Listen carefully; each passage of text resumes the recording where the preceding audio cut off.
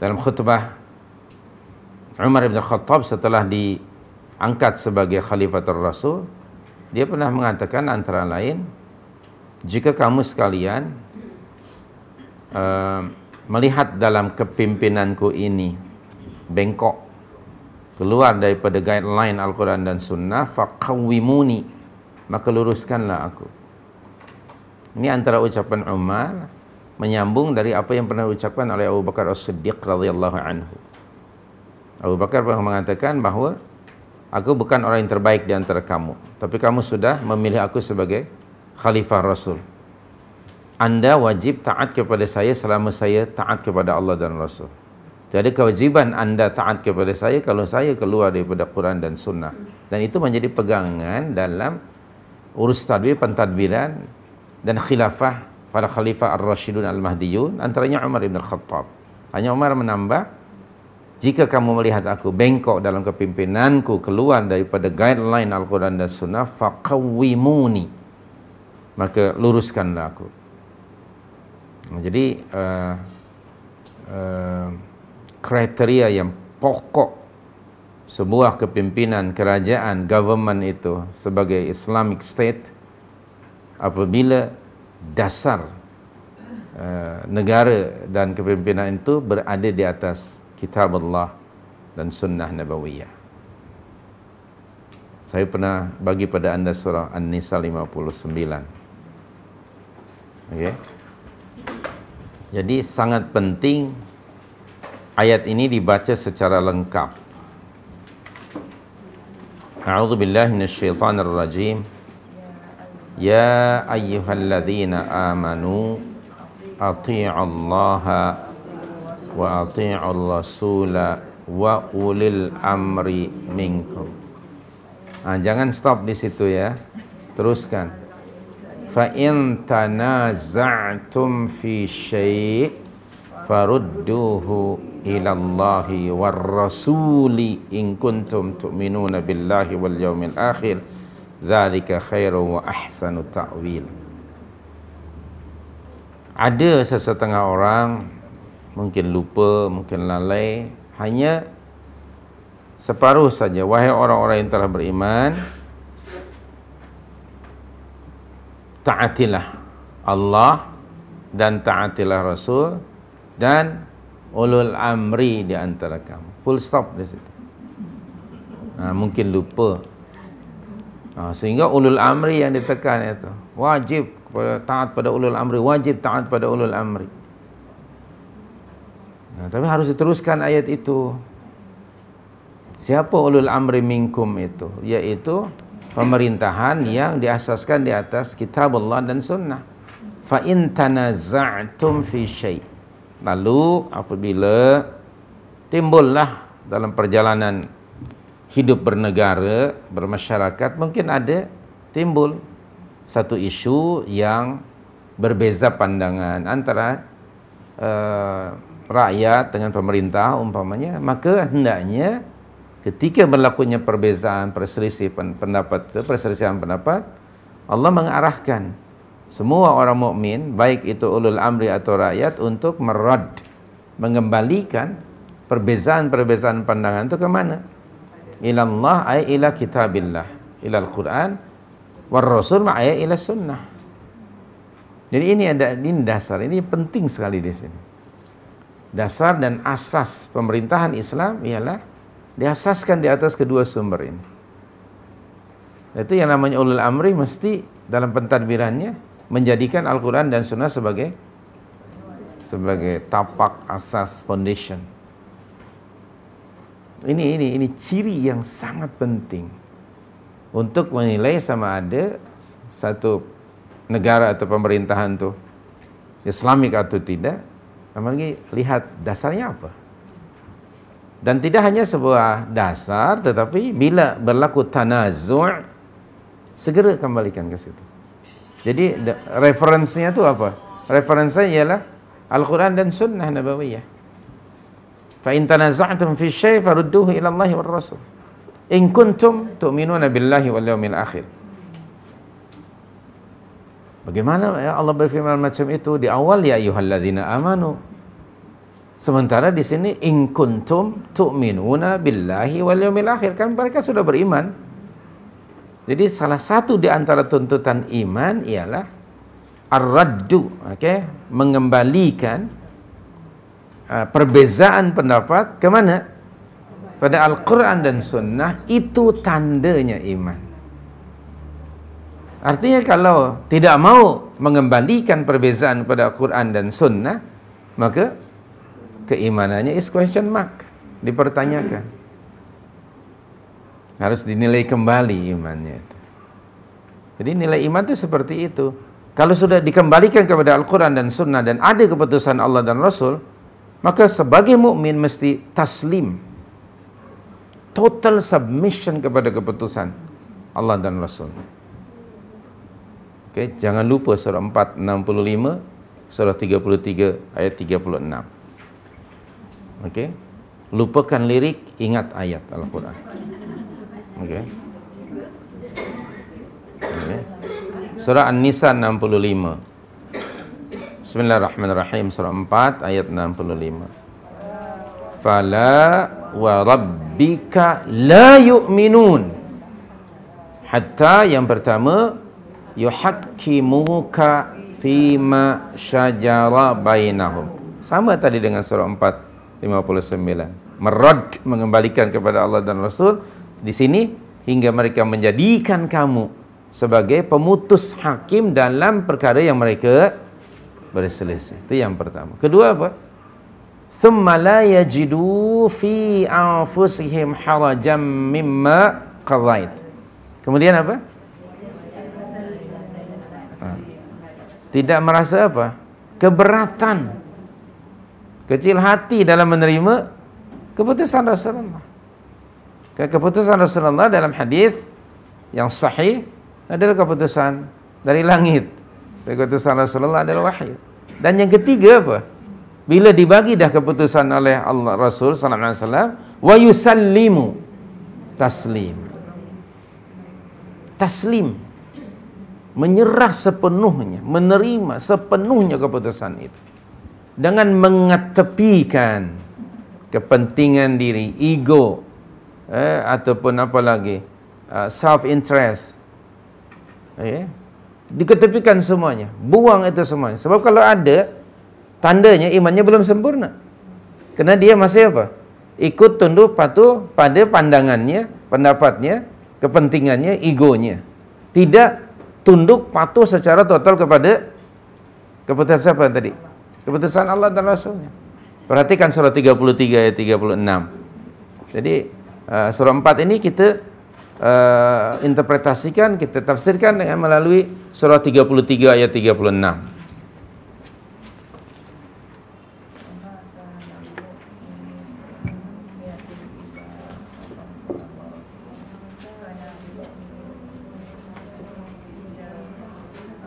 Nah, itu ayatnya ya.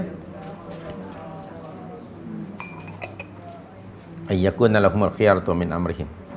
Wa ma kana lil mu'minin wa la mu'minatin idza qadallahu wa rasuluhu amran ayyakuna lahumul khiyaratu min amrihim.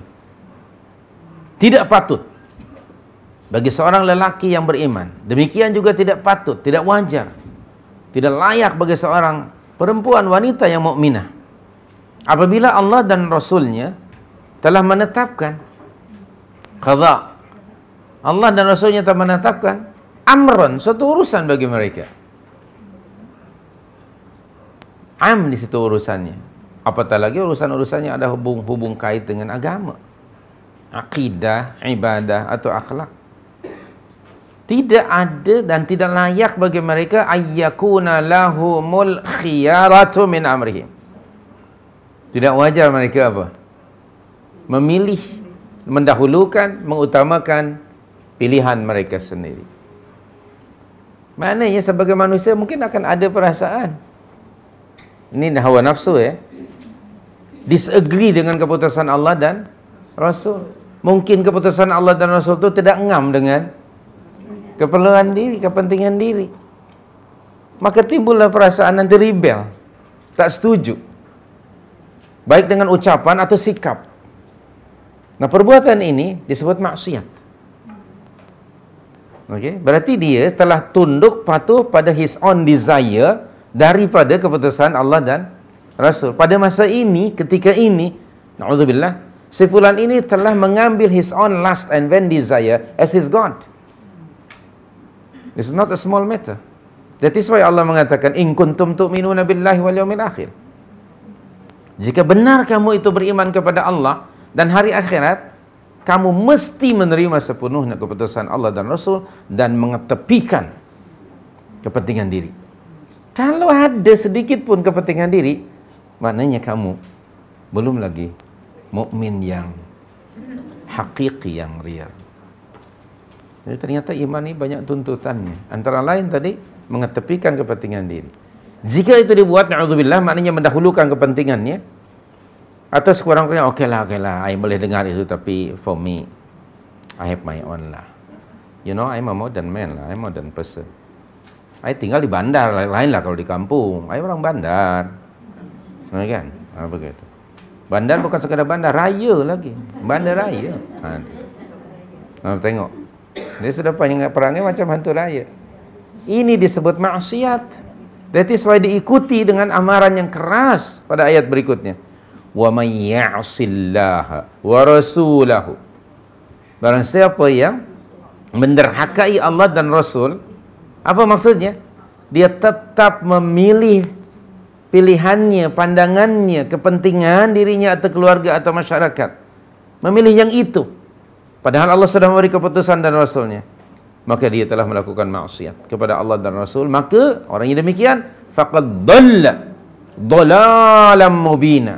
Sungguh telah apa? Faqad itu, qad di situ li ta'kid. Confirm dia telah sesat dalam kesesatan yang amat sangat nyata. Jadi disobedient terhadap keputusan Allah dan Rasul adalah satu dhalalah. Satu kesesatan. Astaghfirullahaladzim min kulli dhanbi. Kita mesti sentiasa menilai ini diri kita. So, kadang-kadang ya, bukan kadang-kadang lah, almost maybe setiap second, setiap saat, pertembungan antara kedua-duanya ni. Apakah akan tunduk patuh pada wahyu atau tunduk patuh ikut pada nafsu? Dua saja, either wahyu atau nafsu. Maka baginda sallallahu alaihi wasallam menyatakan dalam hadis terakhir, hadis 40 Nawawi. Coba rujuk hadis ini di situ kalau ada yang bawa buku hadis 40 tu. Baginda menyatakan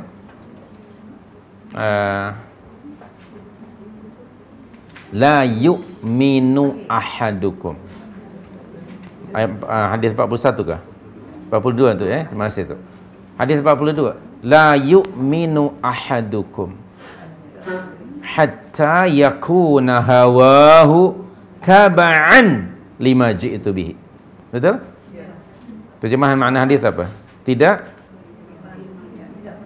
Tidak beriman seseorang, la yu'minu ahadukum, tidak beriman. 41. Okey, terima kasih. 41. Yang terakhir 42 ya. 41. Tidak beriman salah seorang di antara kamu, la yu'minu. Lam alif lin nafyi di situ. Ada yang menerjemahkan ay la yakmulu, tidak sempurna iman salah seorang di antara kamu, hatta sehingga yakuna hawahu, hawa nafsunya apa? Ikut tunduk patuh pada apa yang aku bawa. La yu'minu ahadukum hatta yakuna hawahu. Maknanya keinginan, pilihan, kecenderungan, itu mana hawa. Hatta yakuna hawahu taba'an.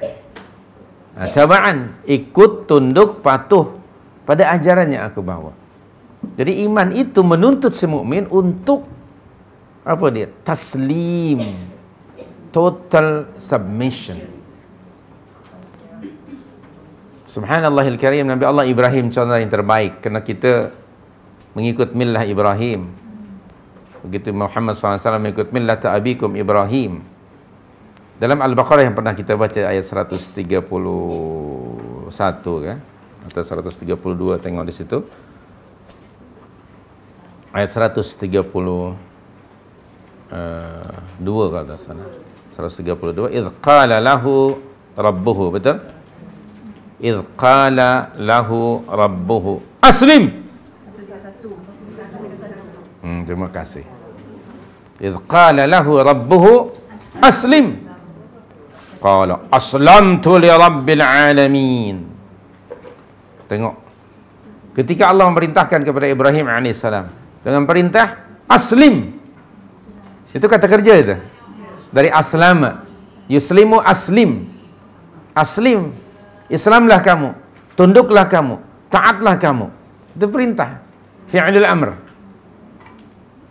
Ibrahim alaihissalam dia tidak banyak fikir. Dia tidak tangguhkan. Segera dia merespon. On the spot. Qala aslamtu li rabbil alamin. Sikap ini yang harus kita ikuti. Ketika perintah Allah memerintahkannya, dia tidak bertanya kepada his own akal lah. Akal, what do you think? Should I? Misalnya kan? Atau tanya kepada his own desire. Atau nanti dulu, ya Allah, please bagi masih saya 1 jam lah. Saya akan ada talian hayat. Saya akan hubungi dulu. Rakan-rakan. Misalnya kan? Tidak.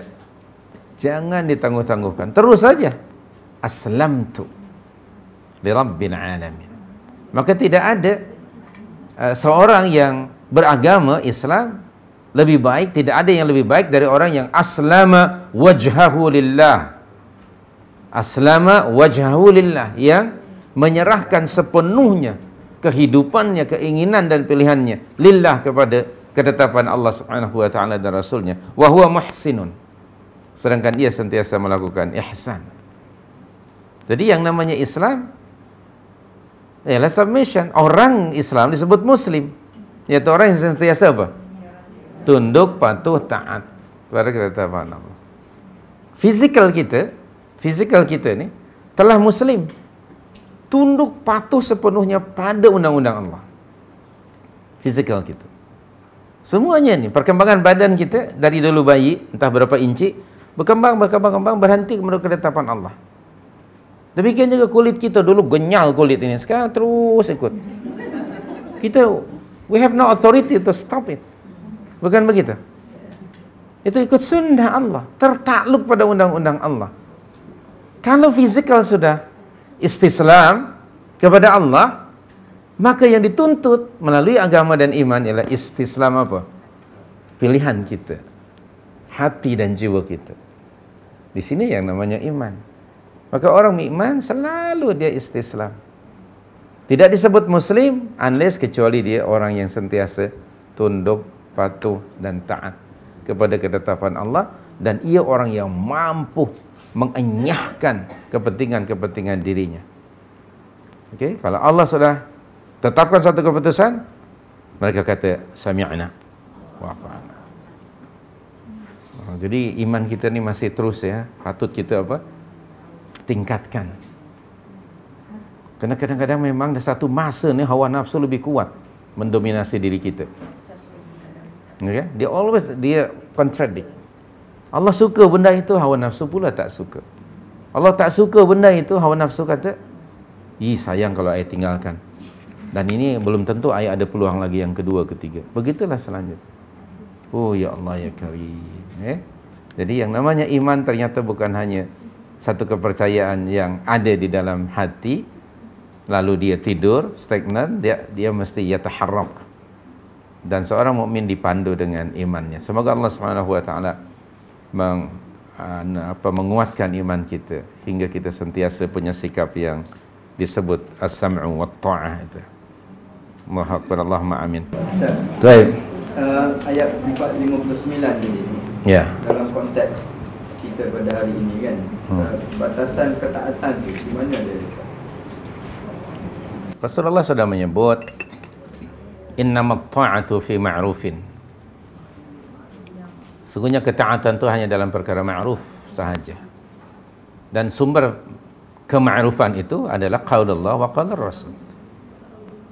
Itu sumber kata Nabi. Kemudian Rasulullah juga menyatakan dalam riwayat yang lain, la ta'ata li makhluqin fi ma'siyatil khaliq.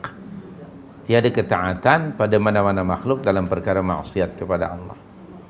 Maka itu setiap mukmin mesti tahu apa dia perintah dan larangan Allah. Demikian juga Kalau apalagi bukan demikian, what more kalau dia jadi pemimpin. Dan rakyat pun harus menjadi rakyat seperti rakyat Umar Ibn Khattab, seorang pengembala unta atau lembu, yang memberi komen ke atas ucapan Umar yang tadi sudah disebut, jika kamu melihat dalam pemerintahanku nanti aku keluar daripada panduan Quran dan Sunnah, faqawwimuni, luruskan aku. Si pengembala kambing dengan menghunuskan parangnya berkata, jika kami melihat dalam kepimpinanmu ini, wahai Amirul Mukminin, keluar daripada Quran dan Sunnah, maka pedang ini, parang ini akan meluruskan anda. Alhamdulillah, kata Umar, segala puji bagi Allah yang telah menganugerahkan saya rakyat yang tahu tanggungjawabnya, hak dan tanggungjawab. Jadi rakyatnya, kalau rakyatnya alim, rakyatnya tahu ada hak dan kewajiban, sepertinya akan apa? Win-win situation, and they cooperate one another dalam perkara at-ta'awun 'alal birri wat taqwa akan berlaku. Tapi kalau rakyatnya juhala, jahil dan sengaja dijahilkan, akhirnya selamanya pasti yang untung satu pihak, yang lain satu untung satu buntung.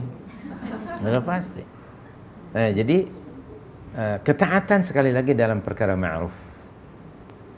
Al-ma'ruf maksudnya di sini ada dua. Sama ada ma'ruf menurut ketetapan syariat yang dinyatakan oleh Allah ianya sebagai ma'ruf di dalam Al-Quran, atau dinyatakan oleh Rasulullah SAW dalam hadis yang sahih, perkara itu ma'ruf. Atau yang kedua ma'ruf menurut yakni kebiasaan, uruf, kebiasaan, tradisi di sebuah masyarakat. Nah, selama masyarakat yang tadi yang berpegang pada Al-Quran dan Sunnah, ada di dalam adat-adat mana-mana manusia ada nilai-nilai yang positif, itu disebut uruf. Disebut uruf, ini tradisi. Dalam bahasa kita budaya. Budaya itu bahasa Sanskrit, terdiri daripada dua kalimah, budi dan daya. Budaya, upaya manusia, kebiasaan, pengalaman hidup, jadilah satu identiti kebiasaan. Tetapi saya pernah katakan dahulu, kata para ulama usul fiqh mengatakan al-aslu fil asya al-ibahah. Okey, hukum asal dalam perkara-perkara selain pada ibadah adalah boleh, melainkan ada dalil yang melarangnya. Artinya uruf, tradisi, kebiasaan, hukum asalnya boleh, tetapi uruf mesti dirujuk pada syariat. Orang Minang pernah mengatakan apa adat yang lain lagi, ada lagi yang orang lainnya. Adat berasaskan syariat kan, tak apa begitu. Okey, bersendi syariat lah, begitu lebih kurang. Artinya syariat tetap harus jadi apa? Standard ya, reference kepada uruf. Kalau uruf misalnya against syariat, maka tinggalkan uruf. Jadi tadi kembali fa in tanaza'tum fi syai'. Jadi ketaatan sekali lagi dalam perkara yang ma'ruf. Keduanya dalam konteks ulul amri, dalam Al-Quran atau Sunnah yang saya ingat tidak ada ketetapan macam mana nak memilih ulul amri. Tapi yang penting di situ ada kalimah minkum. Wa ulil amri minkum. Bukan minhum. Minkum, dari golongan kamu. Siapa kamu? Alladzina amanu, orang yang beriman. Artinya pemimpin itu sendiri sebagai mesti orang yang amanu, yang beriman. Ya, itulah. Jadi hanya itu, okay. Itu alladzina amanu itu. Yang fear kepada Allah. Tanda iman ialah khasyah kepada Allah. Tanda adanya iman ialah fear kepada Allah yang tidak nampak. Wa khasyar rahman bil ghaib. Betul? Dalam surah Yasin. Wa khasyar rahman bil ghaib. Itu tandanya iman. Bagaimana kita tahu dia seorang mukmin, dia khasyah kepada Allah? Adanya ihsan. Karena kata Rasulullah, ihsan itu an ta'budallah, hendaknya kamu menyembah, mentaati Allah seolah-olah kamu dapat melihatnya. Kalau kamu tidak melihat Allah, Allah melihat kamu. Tidak perlu ada CCTV. Tidak perlu ada CCTV.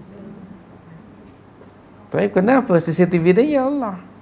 Dimanapun dia, akhirnya dia akan menjadi mukmin, mukminun haqqa, yang ada di mindanya bahwa Allah sentiasa watching dia. Tengok seorang penggembala, kembali kepada zaman Umar radhiyallahu anhu, seorang penggembala kambing yang dia lebih takut kepada Allah daripada tuannya yang ada di kota, padahal tuannya tak ada, dan dia ada opportunity untuk kelentong, untuk berbohong, menjualkan seekor kambing itu bagi dia, dan tuannya pun tak akan mungkin menyadari hal itu. Tapi untuk kepentingan diri kan, keuntungan diri, dia boleh berbuat seperti itu, ada kemampuan, tapi dia tidak melakukannya. Kerana apa? Dia kata, Allah melihat aku dan tahu. Cari pemimpin macam ini. Hari ini nak mencari macam itu, ya Allah, macam nak cari sebutir apa? Mutiara di tengah padang pasir Sahara yang luas. Subhanallah, kan tadi minkum, minkumnya itu bukan kebangsaan, tapi minal ladzina amanu. Itu cari yang macam itu. Walaupun nilai imannya tentu tidaklah iman kita tidak mungkin sama degree dengan generasi awal. Tidak mungkin, tetapi orang khasyah kepada Allah tetap ada. Orang yang ada fear kepada Allah, hidupnya akan jujur. Dia tidak akan kelentong. Subhanallah. Jujur kepada dirinya, jujur kepada semua orang. Kerana dia khasyah. Dia selalu ingat dalam pentadbirannya itu, yauman tataqallabu fihi alqulubu wal absar. Dia hubung kaitkan dengan satu hari yang disebut dalam surah 24 ayat 37. Dihubung kaitkan aktiviti bisnesnya, aktiviti pentadbirannya dengan satu hari tataqallabu fihil qulub. Pada hari itu hati dan jiwa apa dia? Berguncang dahsyat dan mata terbeliak. Hari apa? Hari kiamat, hari hisab. Hari hisab. Okey. Rijalul la tulhihim tijaratu wa la bai'un an dzikrillah wa iqamis shalah wa ita'iz zakah yakhafuna yauman tataqallabu fihi alqulub wal absar. That is why tadi sebagai contoh, in kuntum tu'minuna billahi wal yaumil akhir. Kalau kamu beriman kepada Allah dan hari akhirat. Padahal rukun iman itu ada 6. Tapi dalam Al-Qur'an dan hadis Nabi Anda akan mendapati selalu 2 ini bergandengan. Iman kepada Allah, iman kepada hari kiamat. Demikian juga dalam hadis Rasul. Barang siapa yang beriman kepada Allah dan hari akhirat, maka hendaknya ia bercakap benar atau diam. Dihubungkan dengan hari akhirat. Maknanya apapun yang kita ucapkan, apapun yang kita buat, ada implikasinya. Di mana? Di akhirat. Bila manusia lupa tu kepada adanya the day of reckoning, hari hisab, maka hawa nafsu akan leading dia. Akhirnya CCTV, tinggal CCTV. Dia tengok, engkau ambil itu cat hitam tu, buat macam itu. Ataupun mana kabelnya, engkau apa? Cabut atau gunting. Tutup dengan apa? CCTV. Dia lebih takut kepada CCTV daripada kepada Allah. Dia lupa kalau kanan dan kiri dia ada siapa? Ada 2 malaikat yang selalu merekod. Dia lupa pada surah An-Nisa ayat yang pertama, wa kana Allahu apa dah? Sentiasa raqiba. Hujung ayat An-Nisa yang pertama, wa kana Allahu 'alaikum raqiba. Allah sentiasa apa? Mengawasi kamu. Jadi firstly, ulul amri itu mesti minkum. Realiti yang ada, Allah lebih mengetahui. Semoga Allah memaafkan saya. Susah nak mencarinya. Isunya bukan kaifiah bagaimana cara memilih, tidak. Isunya carilah yang betul-betul minkum, yang khasyah kepada Allah. Nah, nak cari mencari itu, selama ini minta maaf ya, selama ini setelah 3 generasi terutamanya barangkali, umat Islam ketika memilih seorang pemimpin tidak dihubung kaitkan dengan ayat 49 surah ayat 59 surah yang keempat tadi. Kita tidak pilih. Seolah-olah memilih pemimpin itu tak ada hubung kait dengan agama. Padahal dia ada hubung kait dengan iman. Ada hubung kait dengan iman. Kerana apa? Kesan seorang pemimpin, tindak tanduknya, ucapannya sangat memberi kesan kepada orang ramai. Dan Abdullah bin Abbas radhiyallahu anhu dalam konteks ulul amri seperti yang dinukilkan oleh Ibnu Katsir rahmatullahi alaih dan tafsir Al-Qur'an Al-Azim, beliau kata ulul amri itu ada dua. Ulul amri itu yaitu ulama dan umara. Ulama dan umara ini merupakan tiang seri sebuah masyarakat ataupun sebuah negara. Pada baginda sallallahu alaihi wasallam, two in one itu ada. Rasulullah sebagai statement and the same time sebagai mufti, agamawan. Nabi itu sebagai negarawan dan agamawan. Juga hartawan, tapi hartanya selalu diberikan kepada jalan Allah. Nah, itu ada dua. Nah, di zaman kita mungkin katalah tidak ada dua-dua itu. Nah, mesti ada penasehatnya tadi.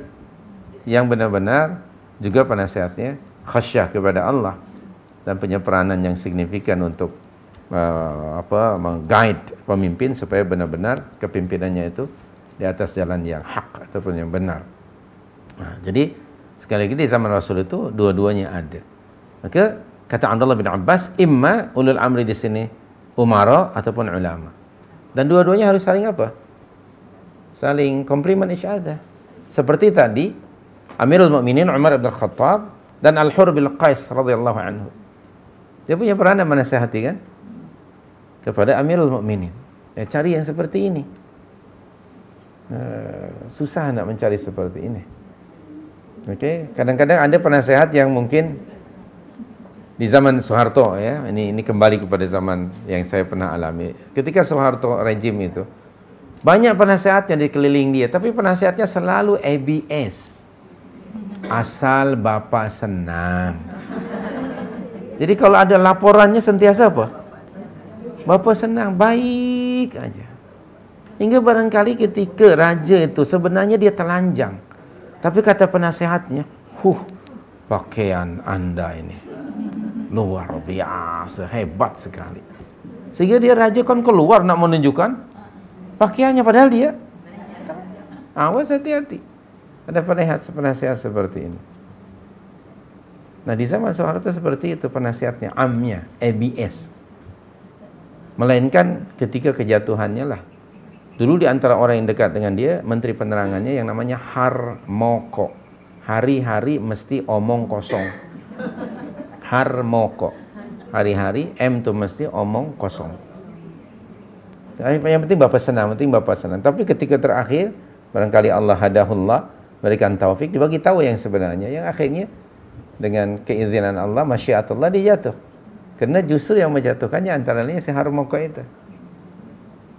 Okey. Nah, dia datanglah ke Madinah jumpa dengan kami waktu itu. Si Harmoko ini ya. Nah, dia sudah saya kata, Pak, ini Madinah, jangan omong kosong. Gitu. Nah, dia sudah berubah pemikirannya waktu itu. Dan sekarang dia punya pondok besar sekali ya, di Jawa Timur itu. Jadi kembali dia jadi pengurus di pondok itu. Kiainya kebetulan majenia dulu waktu di pondok. Jadi dia sekarang sudah barangkali taba ilallah. Taubatan nasuha, barangkali mudah-mudahan. Dan saya minta pada dia untuk mengembalikan hak orang lain yang pernah mungkin dia tipu orang. Jadi sekali lagi kalau nanti Anda baca di hujung yang saya sudah bagi tahu di hujung kitab ini, di mana Allah Subhanahu wa taala menyatakan bab 82 hadis 684, Rasulullah SAW bersabda, apabila Allah menghendaki kebaikan bagi seorang pemimpin, seorang amir, maka Allah akan dikelilingi si pemimpin itu oleh menteri-menteri yang jujur. Jika ia lupa, diingatkannya. Jika dia ingat, ditolongnya. Apabila menginginkan keburukan, apabila Allah menginginkan keburukan pada pemimpin itu, maka yang mengelilingi pemimpin itu pembantu-pembantu yang jahat dan buruk. Jika pemimpin itu lupa, dibiarkan saja. Nah, ini hadis dalam bab 82. Anjuran kepada pemimpin dan raja yang sebenarnya agar mengangkat menteri yang saleh, bukan yang salah. Menteri yang saleh dan memperingatkan mereka dari kawan yang buruk. Kadang-kadang kan pemimpin mungkin dia seorang diri dia seorang yang baik, tapi kadang-kadang siapa yang mempengaruhi itu? penasihatan orang sekeliling. Soeharto itu orangnya baik pada zahir.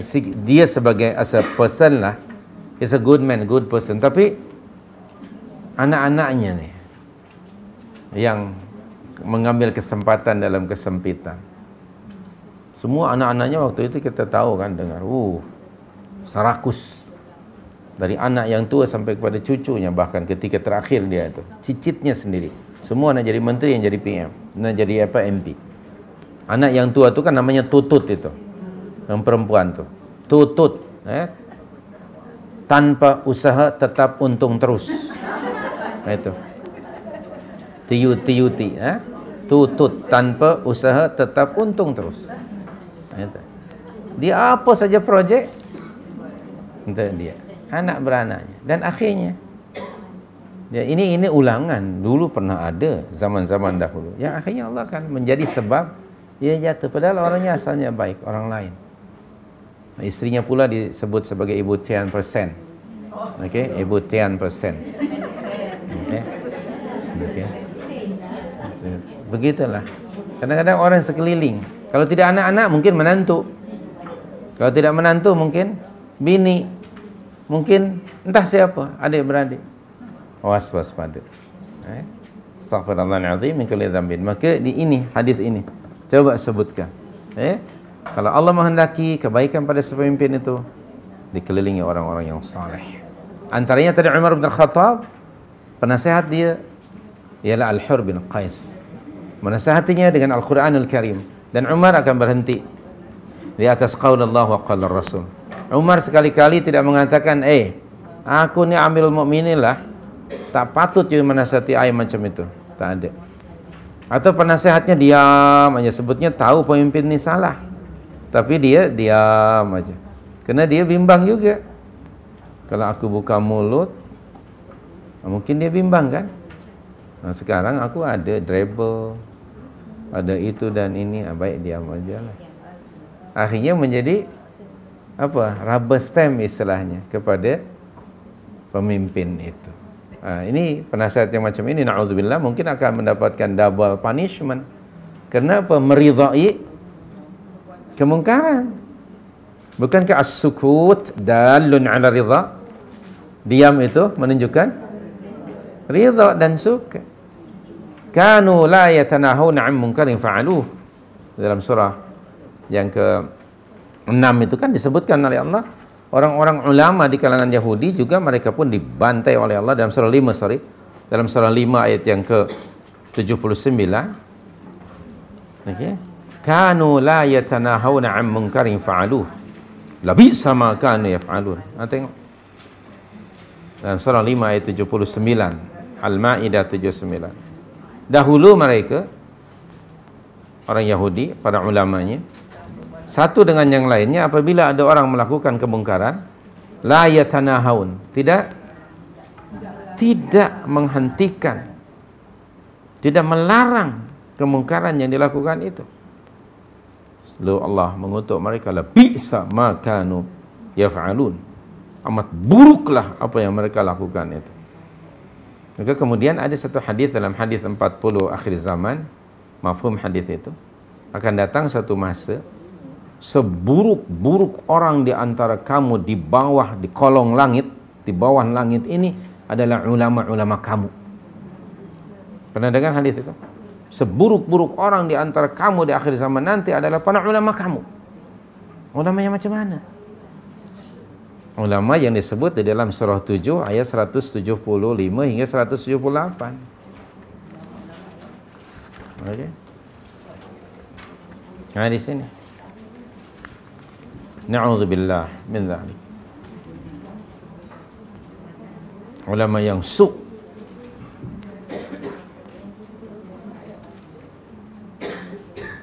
yang Allah mengumpamakan seperti seekor anjing.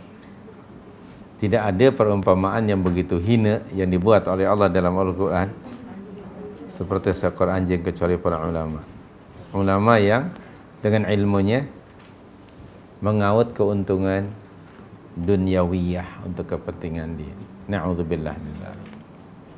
Na'udzubillah min dzalik. Ustaz, sekadar mengusik Ustaz. Ni hadis yang kata taat pemerintah ni walaupun dirampas harga, disebabnya belakang. Mana pula nak letak hadis tu? Ya. Ada hadis yang lain. Bantu dan tolonglah orang yang zalim dan yang menzalimi di antara kamu. Membantu orang yang dizalimi, kami dah tahu bagaimana membantu orang yang zalim. Jadi isunya kan pemerintah tadi ada pemerintah adil, ada pemerintah yang lawan adil yang zalim. Sama ada zalim kepada dirinya, zalim kepada Allah, zalim kepada rakyatnya. Nah, bagaimana caranya? Hentikan kezalimannya. Apa sebab dia berlaku zalim? Misalnya, ini sekedar contoh, dia zalim kerana dia punya kedudukan, dia punya kursi. Kalau begitu, jangan bagi kursi dia. Bagi bangku aja, misalnya begitu. Okay, wallahu a'lam. Terima kasih.